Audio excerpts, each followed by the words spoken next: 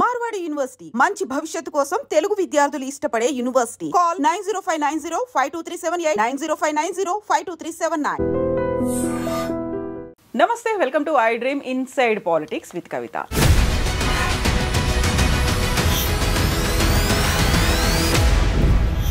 తెలంగాణ రాష్ట్రం ఏర్పడిన తర్వాత మొట్టమొదటిసారిగా ప్రతిపక్షంలో కూర్చున్న తర్వాత కేసీఆర్ విస్తృత స్థాయి సమావేశాన్ని ఏర్పాటు చేశారు. ఆల్మోస్ట్ 8 నెలల తర్వాత తెలంగాణ భవన్కి వచ్చారు. భవిష్యత్తుకు సంబంధించి దిశానిర్దేశం చేశారు. ఎట్ ద సేమ్ టైం 25 ఏళ్ల ఉత్సవాన్ని ఘనంగా జరుపుకోవాలి, ఏడాది పొడుగునా సంబరాలు ఉండాలి అని కార్యకర్తలకు, పార్టీ క్యాడర్కు ఒక దిశానిర్దేశం కూడా చేశారు.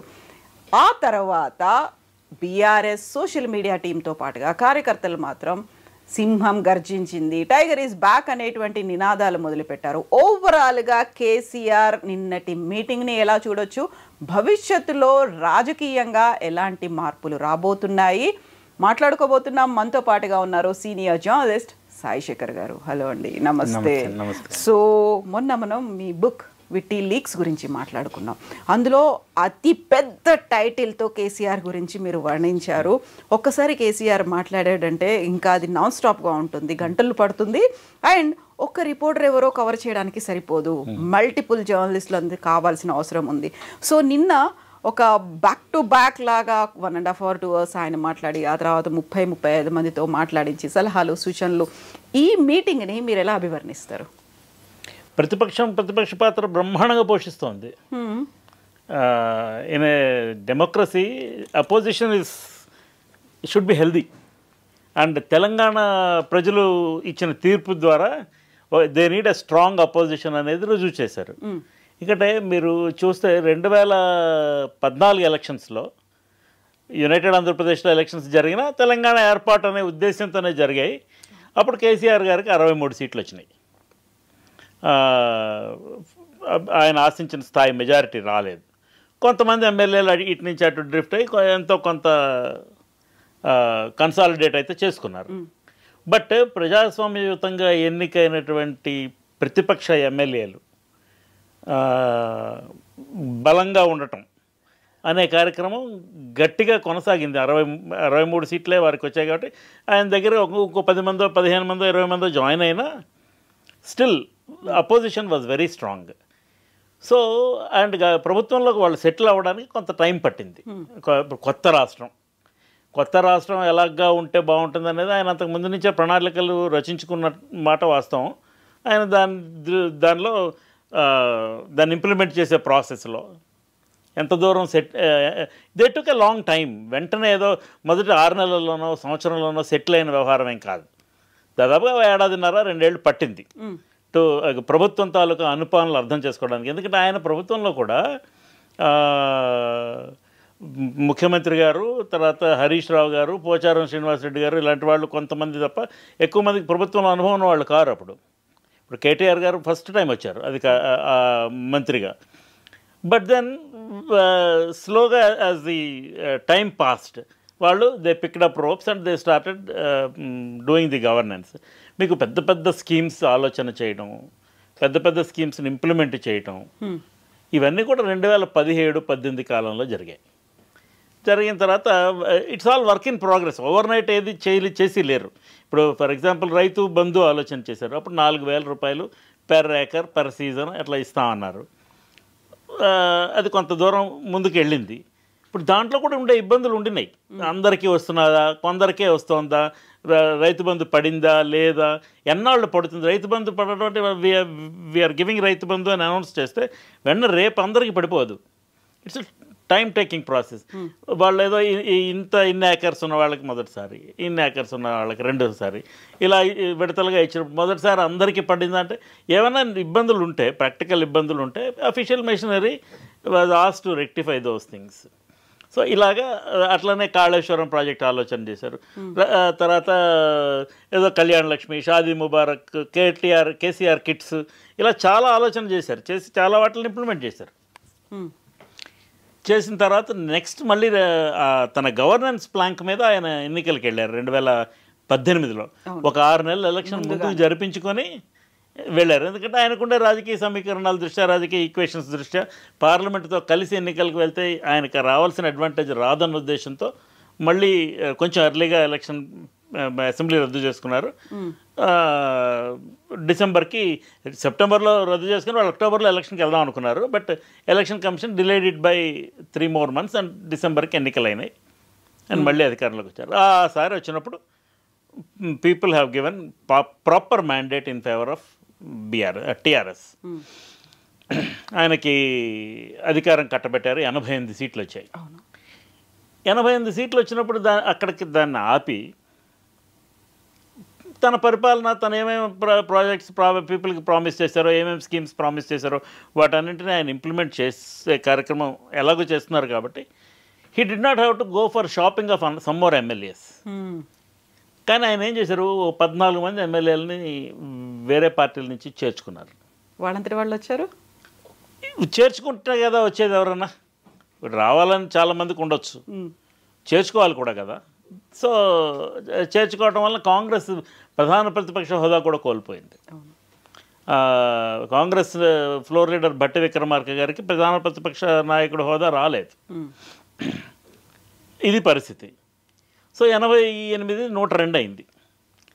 5 సంవత్సరాలు గవర్నెన్స్ చేశారు.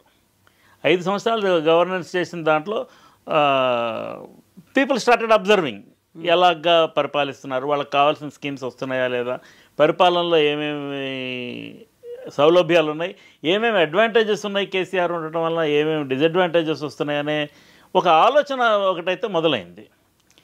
రేవంత్ రెడ్డి గారు కాంగ్రెస్ పార్టీలో యాక్టివ్ అయ్యి ఆయన రాష్ట్ర అధ్యక్షుడి పదవి తీసుకుని అక్కడి నుంచి అతను కొంచెం గట్టిగా ప్రభుత్వానికి వ్యతిరేకంగా క్యాంపెయిన్స్ మొదలుపెట్టారు. పెట్టి he was largely successful in doing that.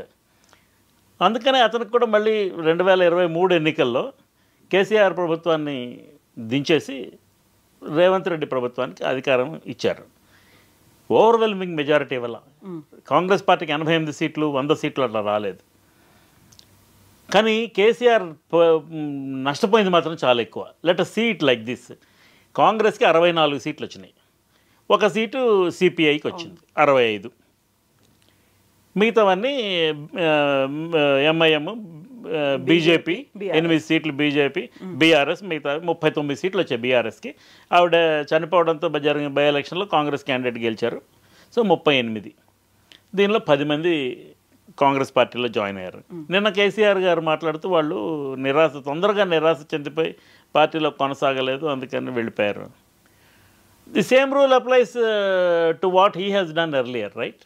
ఇంతకు ముందు ఆయన ప్రభుత్వం ఉన్నప్పుడు నిరాశ చెందిన వాళ్ళు కొంతమంది బీఆర్ఎస్లో జాయిన్ అయిపోయారు, టీఆర్ఎస్లో జాయిన్ అయిపోయారు, కాంగ్రెస్ పార్టీలో ఎన్నికైనటువంటి శాసనసభ్యులు.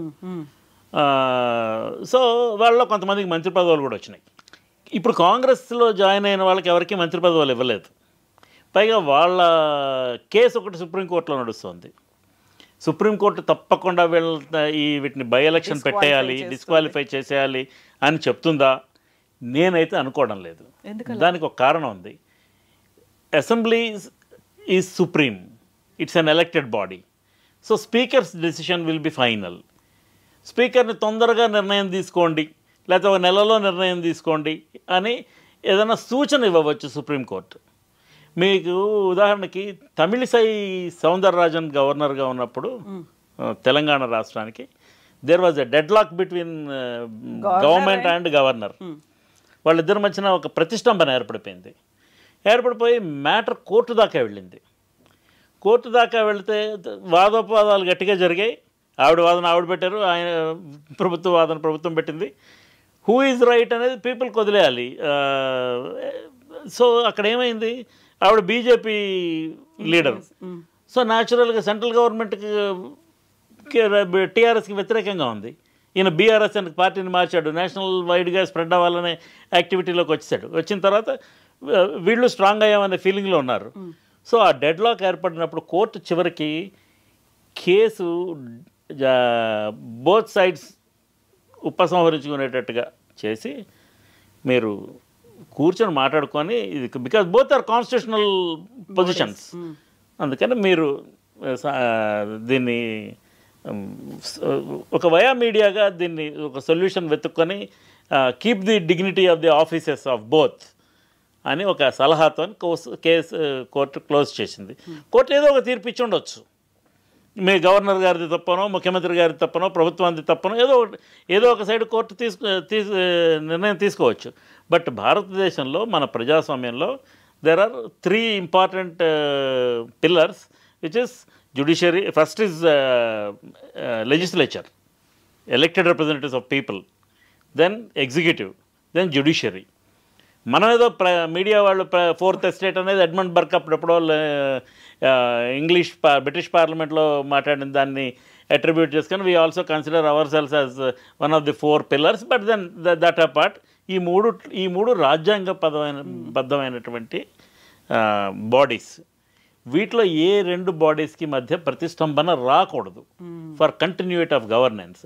సో ఈ ఎమ్మెల్యేలని డిస్క్వాలిఫై కోర్టు చేస్తుందా చేయదా నాకు సందేహమే. నిన్న కేసీఆర్ గారు మాట్లాడుతూ తప్పకుండా బై ఎలక్షన్స్ వస్తాయి, మనమే గెలిచిపోతాం, మనం ప్రిపేర్ అయ్యి ఉండాలి దానికి అని సూచన చేశారు.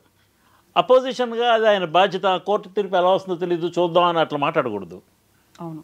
సో ఒక లీడర్గా ఆయన ఏం మాట్లాడాలో అది ఆయన మాట్లాడారు. వేరాస్ కాంగ్రెస్ ప్రభుత్వంలో ఉంది, ఇక్కడ స్పీకర్ కాంగ్రెస్ ఎమ్మెల్యేగా ఎలక్ట్ అయ్యారు. అండ్ ఆ 10 మంది శాసనసభ్యులు కూడా బీఆర్ఎస్ నుంచి వెళ్ళి ప్రభుత్వం వైపు చేరున్నారు. అయితే ప్రభుత్వంలో అఫీషియల్గా కాంగ్రెస్ పార్టీలో చేరడానికి మెంబర్షిప్ తీసుకున్నారా? లేదు. కాంగ్రెస్ లెజిస్లేచర్ పార్టీ మెంబర్స్గా నమోదయ్యి ఉన్నారా? లేదు. అందుకనే ఈ మధ్యన సిఎల్పి మీటింగ్ అయినప్పుడు కూడా ఈ 10 మంది వెళ్ళలేదు. సో ఇది ఏమిటవుతుంది అనేది ఇది ఆసక్తికరమైనటువంటి విషయమే. నా అనుభవంలో కోర్టు సర్వసాధారణంగా ఇలాంటి విషయాల్లో it won't jump to conclusions. Because court తాలూకా ప్రధానమైనటువంటి బాధ్యత ఏంటంటే రాజ్యాంగ పరిరక్షణ. ఆ రాజ్యాంగ పరిరక్షణలో ఏ 2 బాడీస్ మధ్యన ప్రతిష్టంభన రాకూడదు. సో అలాగని వీళ్ళు చేసింది రైట్ అనో తప్పనో తీర్పిస్తుందా అంటే తెలియదు. We don't no. అది ఒక ఎక్స్ట్రా జ్యుడిషియల్ కామెంట్ అవుతుంది మనం ఏదైనా దాని గురించి అంటే. వస్తుందని ఆశించడం వీళ్ళకి తప్పు కాదు, వీళ్ళకి ఫేవరబుల్గా జడ్జిమెంట్ వస్తుంది, 10 మంది ఎమ్మెల్యేలు వాళ్ళ పదవులు కోల్పోతారు, మళ్ళీ ఎలక్షన్ వస్తుంది అనేది ప్రతిపక్షం ఆశాభావం వ్యక్తం చేయడం తప్పు కాదు. అది అలాగా ఉండకపోవచ్చు. దాన్ని ఏం చేయాలనేది, దానికి ఎలా అడ్రస్ చేయాలనేది, what are the various legal means అని ప్రభుత్వం కృషి చేయడము తప్పు కాదు. Everybody will try to save their skin in this game. ఇది ఒకటి. రెండోది, నాకు నిన్న ఆయన మాట్లాడిన వాటన్నింటిలోనే నాకు బాగా ఆసక్తి కలిగించిన అంశం ఒకటి ఉంది. మళ్ళీ చంద్రబాబు వచ్చే అవకాశం ఉంది. ఆయన మళ్ళీ తెలంగాణ ప్రాంతంలో పార్టీని బలోపేతం చేసుకొని వచ్చేసే ప్రమాదం ఉన్నది.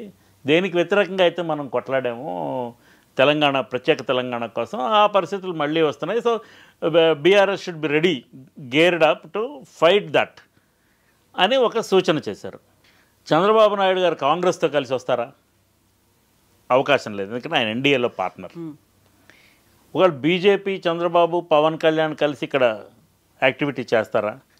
ఈ మధ్యన వస్తున్నటువంటి రిపోర్ట్స్ దృష్ట్యా చంద్రబాబు నాయుడు గారికి తెలంగాణ మీద అంత ఆసక్తి ఉన్నట్లుగా నాకైతే అనిపించలేదు. But BJP is a major player ఇప్పుడున్న పరిస్థితుల్లో. బీజేపీ తను కూడా అధికారం తెచ్చుకోవడానికి ప్రయత్నం చేయాలి అనే ఒక ఉద్దేశం అయితే కలిగి ఉన్నది. ఆ కలిగి ఉన్న దాంట్లో ఒకవేళ బీజేపీ వాళ్ళు బీఆర్ఎస్తో నెగోషియేట్ వాళ్ళంతటా వాళ్ళు చేస్తారా? చేసి కేసీఆర్ గారిని ఎలాగోలాగా కన్విన్స్ చేసి ఎన్డీఏ కూటమిలోకి తీసుకొస్తారా? One possibility, we don't know, we can't rule out. అలాగని పోనీ కేసీఆర్ గారు కొంచెం ఒక 2 స్టెప్స్ దిగి బీజేపీతో సయోధ్యకు వెళ్తారా? ఇది తెలీదు. ఎందుకంటే the bitterness between BJP and BRS is very much. Kavitha గారిని జైల్లో పెట్టారు. ఆ కారణంగా అయినా బీజేపీ బీఆర్ఎస్ సన్నిహితం అవుతాయా అనేది ఒక సందేహమైనటువంటి అంశమే. రాజకీయాల్లో ఏమో ఐ విల్ టెల్ యూ, ఇవాళ ఏమిటవుతుందో రేపు ఇలా ఉంటుంది అని ఎవరు ప్రెడిక్ట్ చేయలేరు. శత్రువులు ఉండరు, శాశ్వత మిత్రులు ఉండరు. అది ఎప్పుడో ప్రణబ్ ముఖర్జీ గారు చెప్పారు ఈ కామెంట్. పాలిటిక్స్లో there are no permanent enemies and no permanent friends, it's all marriage of convenience. So ఆ పరిస్థితుల్లో ఎలా ఉంటుందనేది తెలియదు. ఒకవేళ బీజేపీ ఇండిపెండెంట్గానే చేద్దాం, బీఆర్ఎస్తో సంబంధం లేదు అనే నిర్ణయానికి ఖచ్చితంగా వచ్చేస్తే తెలుగుదేశం పవన్ కళ్యాణ్ పార్టీని కలుపుకొని ఇక్కడ పోటీకి వస్తారా? అదొక అంశం.